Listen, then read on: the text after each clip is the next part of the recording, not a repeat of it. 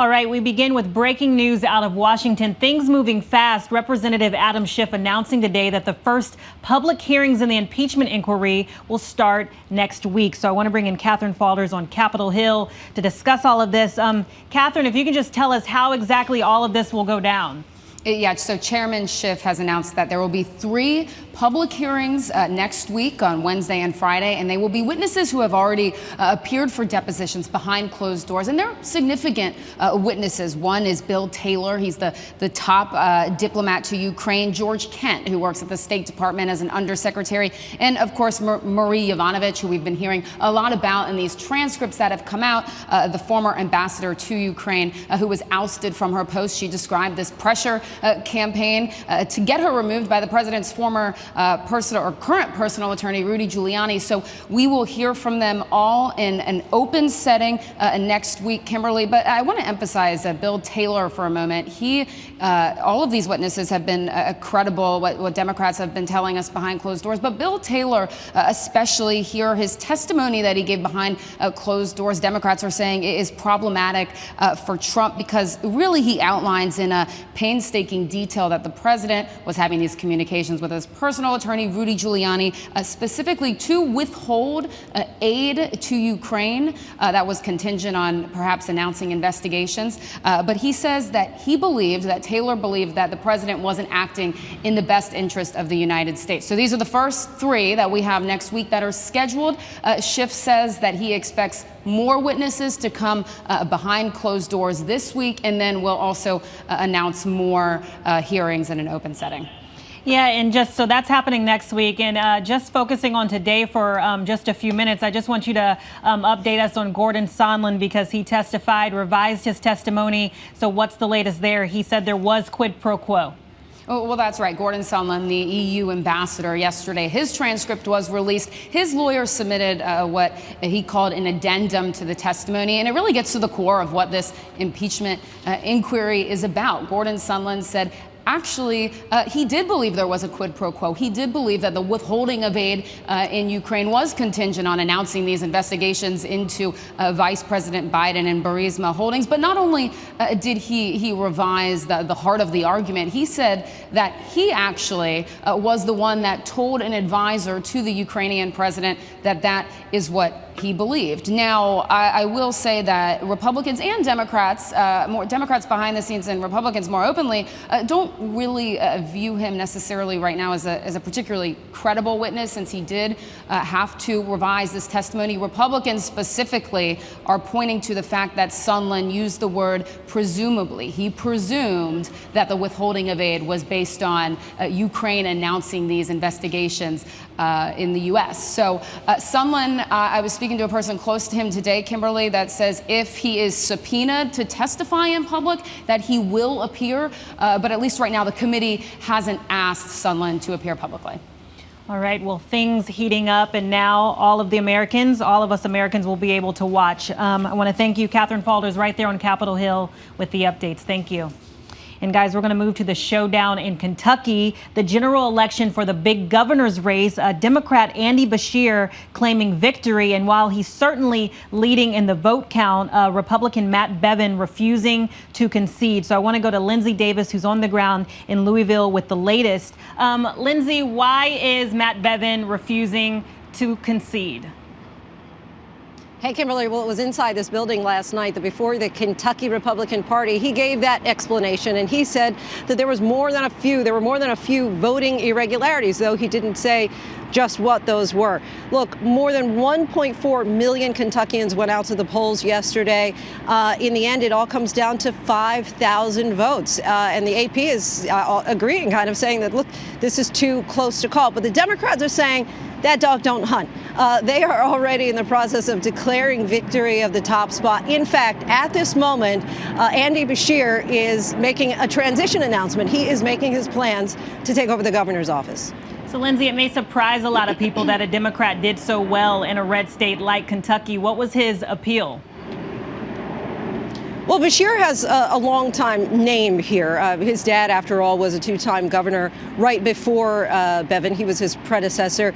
Additionally, Bevin was considered to be an unlikable governor. He had a number of issues with voters where he had alienated quite a bit, especially teachers. Healthcare was a big issue. His decision to not want to expand Medicaid, and also trying to rehaul the state's pension. So it wasn't necessarily so much that Beshear won as much as it may have been that Bevin lost. And so after this election, what are your big takeaways from spending so much time on the ground in Kentucky?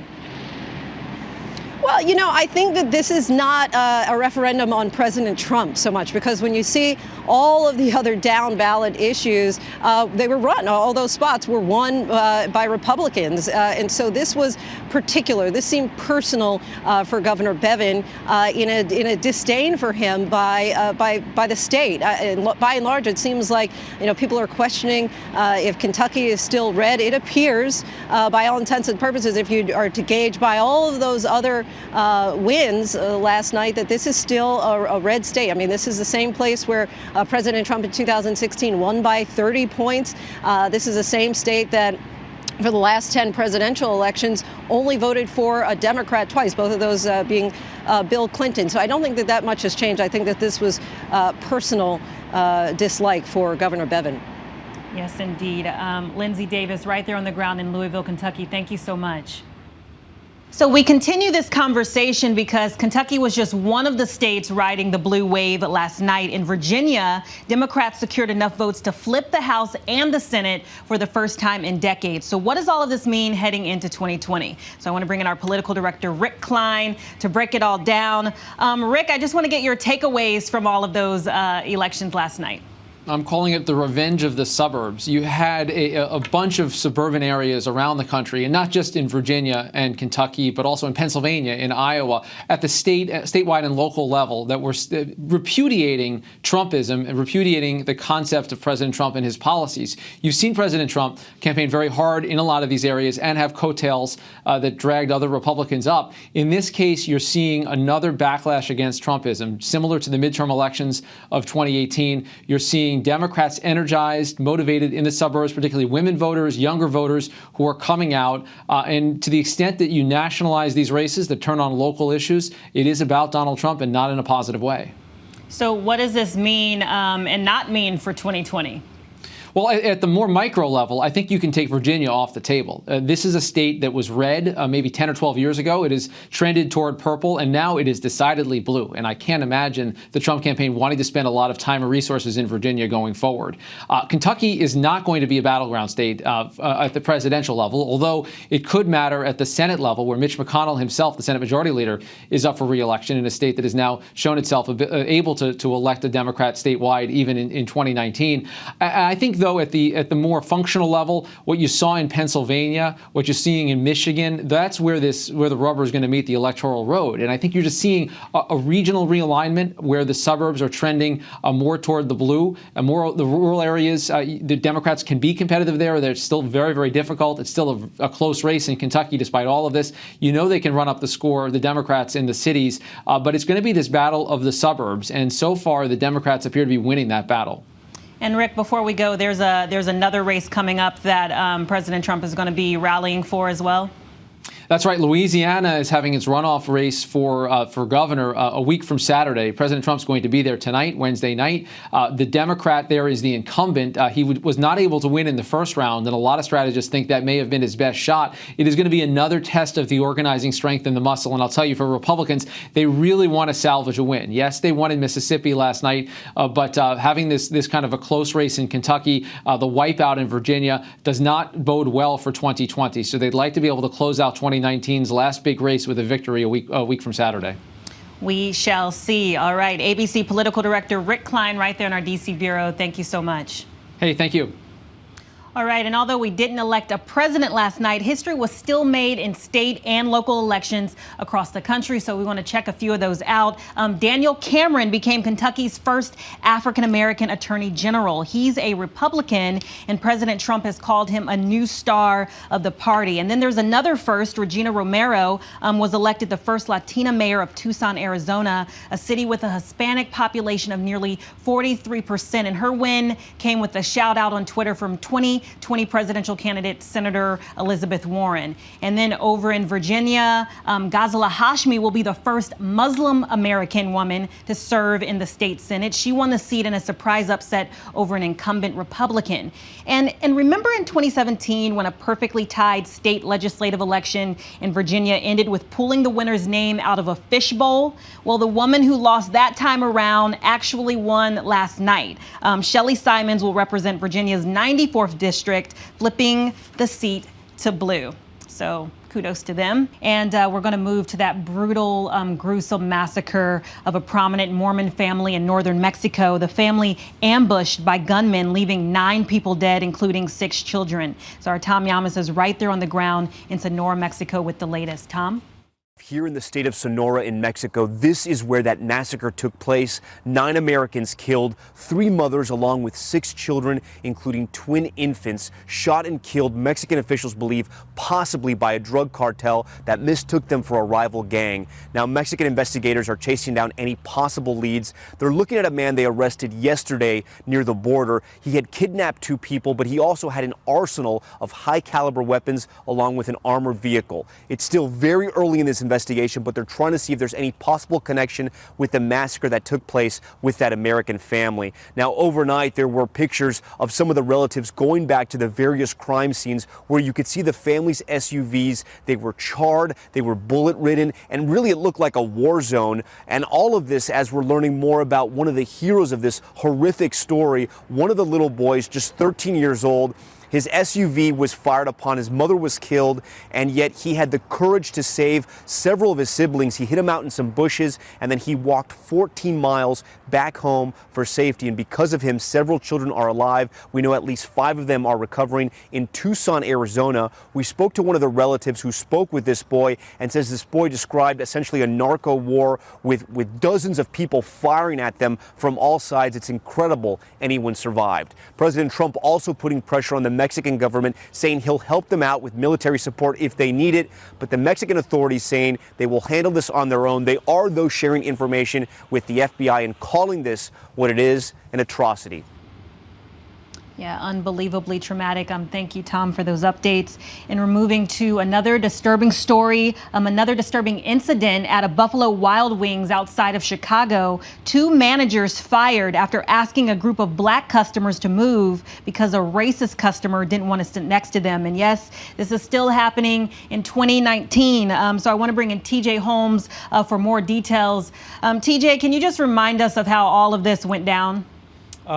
It's bizarre, to be honest with you, and there's all kinds of outrage right now, and the outrage isn't just about that possibly there was a racist in a restaurant. It's the fact that the restaurant seemed to be accommodating to the racism. So you have a family there in Illinois, a group of 18 actually, walking to a Buffalo Wild Wings restaurant. It was one of the kids, most of the group with kids. And one of the kids had a birthday. They had been out celebrating. The kids were hungry. They decided to stop by Buffalo Wild Wings, again, in Naperville, Illinois. And they sit down, but they were asked ahead of time, what race are you? And so one of the adults in the group thought that was bizarre, was offended, said, why are you asking? And went ahead and sat down. But they were told later on, actually, you need to move. These seats are reserved.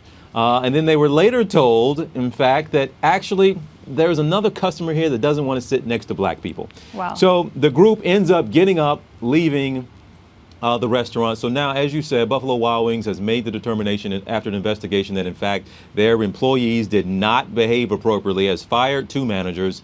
And the family is now dealing with, you got kids in this group who are trying to understand what happened. And now they are wondering other places, according to the family, when they go, what about my teacher? What does my teacher think about me? What do these other students think about me? Did I do something wrong? So therein lies the issue, in that people are wondering, why would why would a restaurant actually accommodate the racism? Yes. And so that is the issue. The family gave a press conference, pretty emotional, said they're not necessarily wanting a lawsuit, wanting to sue. They want Buffalo Wild Wings to do the right thing. Exactly what that is, we don't know yet. But they're not necessarily pursuing a lawsuit. They just want to see some changes implemented, make sure nothing like this ever happens again. Yeah, I think, TJ, the point you brought up about the children, like this is maybe not their first introduction to racism, but certainly one of them. This is one story, but the reality is this is happening all the time in this country, even though all the stories don't make it to the news. Yeah, it's bizarre to think about, really. I was having conversations with folks about this. I can't imagine here in New York, where I am, where I live, I can't imagine the restaurant where I'm most familiar and they love me most as I'm a regular, going in and being bold enough to say, I don't want to sit next to any white people today. Can you keep them out of my section? I can't imagine. So to think that a regular customer was emboldened enough to think they could say that, and then the restaurant would go as far as trying to accommodate it. Again, Kimberly, this was a group of 18 folks who were told to get up because one dude didn't want to sit next to black people. It is confusing. Yes. We went through this 50, 60 plus years ago in this country about where black people can sit. Sit at this counter. You can't sit at that counter. Come to this restaurant. It's just amazing to think this happens. And yes, it was one of the kids' birthdays, for goodness sake. Oh my goodness. So to think about that and what the kids now have to deal with, it's not just adults can deal with. Some of us, we've all dealt with some stuff, right, Kimberly? We've all been Absolutely. through something. But to think that the kids in 2019 are trying to understand, wait a minute, I can't sit down next to that guy because he doesn't like me. That's a tough lesson to learn, maybe one that's still maybe necessary, but that's hard to talk to your kids about. Absolutely. This whole conversation of being black in America. And before we go, just really quick, TJ, you were saying that the restaurant was going to try to implement some sort of changes. Do we know what those would look like and if they would even help? This has already happened. So I mean, that's, the family's attorney was kind of scratching his head. Really? You're talking about sensitivity training? You haven't done that already? That's something that the restaurant has talked about, putting their employees through some kind of sensitivity training. Kimberly, really, it's a shame. It's necessary that you would need some kind of sensitivity training about how to treat people with respect. That's bizarre anyway. But still, the family saying, yes, okay, you're going to do that. It's bizarre. You haven't done that anyway. But that is what the restaurant is trying to do. They have banned that customer, right? The regular customer that was displaying the racist behavior has now been banned, even though this clearly was a regular that they accommodated. And Kimberly, get this, the person that asked the family, what race are you, was actually a young black man who was the host, who understood we got a bad dude in here. And I'm sorry I even have to ask you. They said that young man was in tears when they left the restaurant because he felt so bad about it, but they were trying to accommodate a regular who had displayed this behavior that they all were clearly understood. So a mess of a story. Surely there's some good going to come out of this, but it's a shame. Kimberly, I haven't talked to you in a while, and it's a shame that this is the thing we got to talk about. Absolutely. Unbelievable. But I appreciate you giving us the updates. TJ Holmes right here in New York City. Thank you so much. Good to see you. Good to see you too. And guys, we move on to a shocking video out of Florida, something you won't believe. A school resource officer filmed grabbing a 15-year-old student with special needs by the neck and slamming her to the ground. That officer has now been arrested, and our Victor Oquendo is on the ground in Pompano Beach, Florida, with more details. Victor? Kimberly, the video is shocking, and it's clear that the deputy and the student exchanged words before the attack here at this school. While we don't know what was said because there is no audio on that tape, the sheriff says it does not matter. His deputy's actions were deplorable and unnecessary. Take a look at the video. That sheriff's deputy seen here is now out on bond this morning, charged with felony child abuse after being caught on camera grabbing a 15-year-old girl by the neck and slamming her to the ground.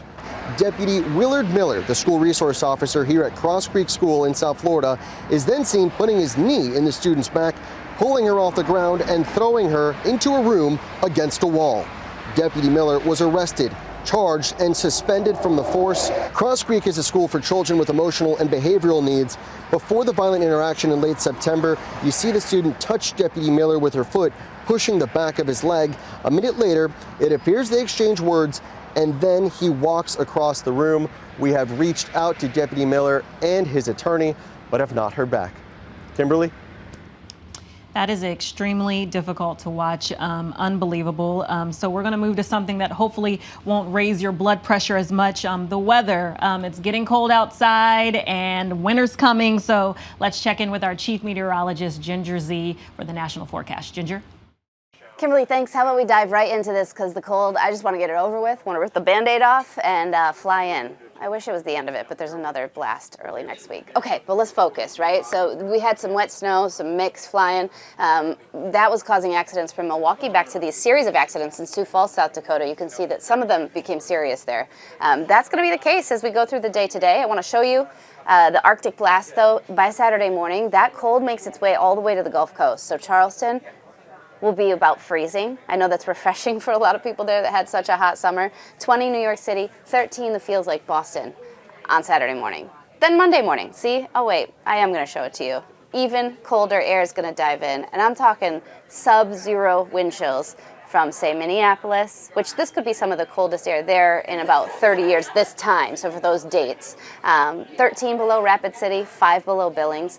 It was flying, the snow in the Upper Peninsula of Michigan. This is Munising. They had up to 9 inches of snow reported in the Upper Peninsula. And now that storm that we're watching, of course, is going to bring flood potential. There's flood watches actually up from eastern Oklahoma right through northern Arkansas into southern Missouri and Illinois. That's going to fly on through, again, Thursday night. It's going to make its way to the East Coast. Most of it will be rain, I-95 corridor, but when you go upstate, you'll start to get into some of the snow. Interior New England, too, so that's why we have a couple of places with the 3 to 6 inch and maybe a mountain top or an elevated area getting more than a half foot. So this is one of the first snows. Killington, as I mentioned, I think yesterday, open. All right, so how about we just end with something fun? Because this doesn't scream the cutest fall ever. You know there's something under there. This is in Massachusetts, and this puppy loves it. Oh, had to leave you with that. Kimberly? Ginger, you don't know how much we needed that. Thank you. All right, before we go, the government is putting your favorite social media influencers on notice. The Federal Trade Commission wants full transparency when an influencer is advertising on behalf of a brand. So they issued new guidelines on what they should be doing. And if you've seen that hashtag ad, that may not be enough. So to discuss the details, I'm joined by Professor Jennifer Greigel from Syracuse University, also a social media expert. So thanks for being here with us today. For starters, I just want to ask you, how do you even know if you're a social media influencer?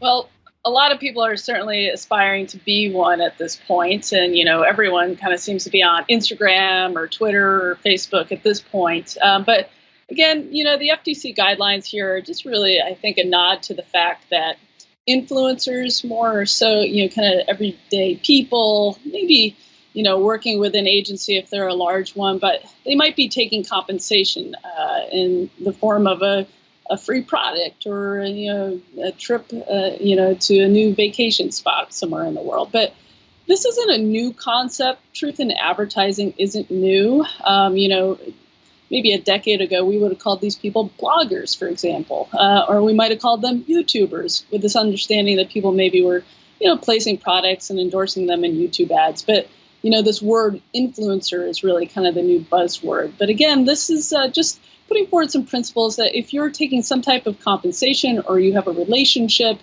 with a brand, that you really need to disclose it. And hashtag ad, for example, as you mentioned, may not be enough. Yeah, so what exactly are the new guidelines? What is the FTC asking for specifically for these people to do?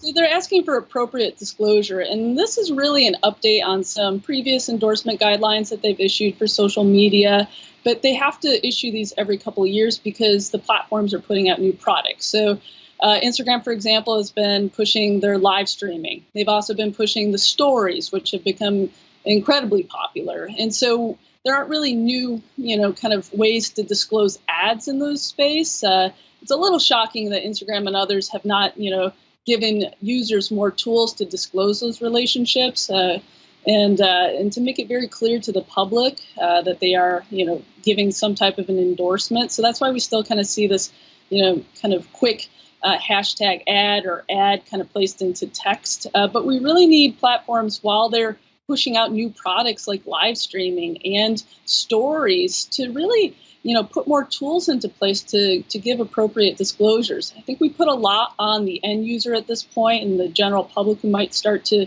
engage in some advertising activities. But I think we also need to start to point a finger back at Facebook Incorporated saying, hey, you need to do more to help users disclose advertising. All right, so we'll see what this looks like in the future. Professor Jennifer Greigel from Syracuse University, thank you for breaking it down. We appreciate it. All right, guys, so you guys can continue to take care of yourselves. And if you're around, you can stick around for the briefing room at 3:30 p.m. And then you can check out World News Prime at 8 p.m. And if you want to stay updated on all of these headlines, you can go to abcnews.com or download the app. I'm Kimberly Brooks, and I'll see you tomorrow.